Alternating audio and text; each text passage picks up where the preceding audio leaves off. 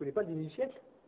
Le dîner du siècle, c'est la réunion des 500 personnes qui dirigent ce pays. Mais il y a des parlementaires de gauche et de droite, de gauche socialiste et de droite.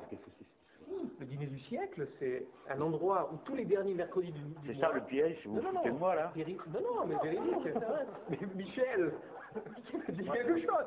Le dîner du siècle, c'est tous les... Non, mais c'est vérifiable sur Internet ou sur la doc, c'est tous les derniers mercredis du mois, à l'Automobile Club de France, place de la Concorde, se retrouvent les Hervé de Chabot, les Patrick Poivre d'Arvor, les David Pujadas, des ministres, des hommes d'affaires, des Alain Minc, des gens comme ça. On a l'adresse. L'adresse, c'est Automobile Club de France. J'ai demain encore les ramasser demain soir. Demain soir à 20h30, ils y sont. Nous, on va aller les filmer demain soir. Donc demain soir à 20h30.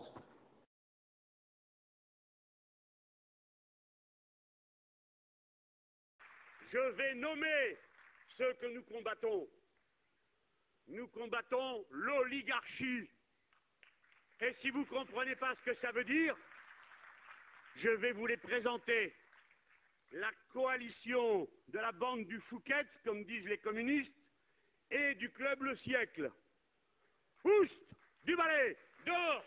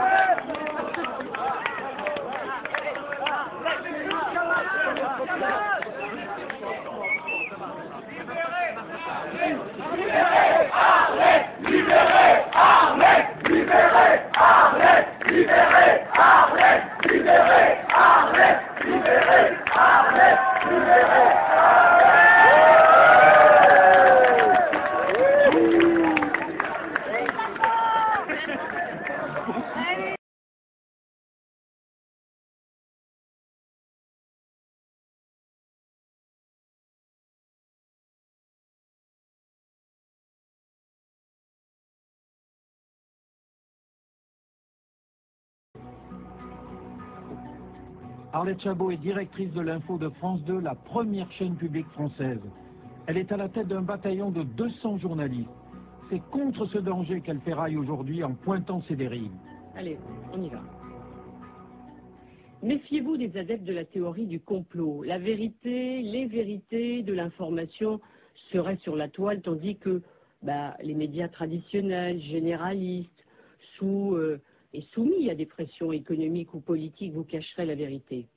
Alors c'est vrai, grâce à Internet, aucune information ne pourra plus jamais être enterrée ou dissimulée. Mais en revanche, je vous demande d'être prudent parce qu'un jour vous apprendrez que vous avez été manipulé, trompé. La traçabilité des images sur Internet, origine, auteur, diffuseur, n'est pas garantie. Ayez aussi en tête que le buzz qui doit vous faire réagir peut être organisé aujourd'hui par des sociétés spécialisées. Le buzz et les rumeurs du net brouillent les repères et poussent à l'erreur.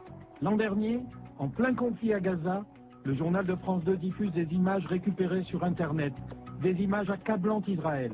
Après vérification, Arlette Chabot s'excuse, c'était de l'intox. Les journalistes et rédactions de télévision peuvent souffrir du complexe Internet. T'as vu, ils ont un truc qu'on n'a pas eu. Ah, non, on n'est pas bon, on l'a pas, nous, cette image. Donc voilà, on est dans une course, une excitation.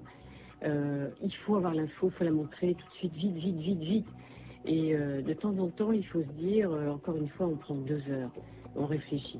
Voilà, réfléchir, je dirais, un truc incroyable. Il n'est pas interdit à un journaliste de télévision de réfléchir. 11 septembre 2001, des attentats organisés par la CIA, des crimes fomentés par les lobbies sionistes. Sur Internet, les pires rumeurs prolifèrent comme de mauvaises herbes. Les délires les plus absurdes s'affichent. Internet est une zone grise pour l'information. N'importe quel pseudo-scoop s'y propage à toute vitesse avant même d'avoir été vérifié. Faut-il pour autant jeter le bébé avec l'eau du bain ?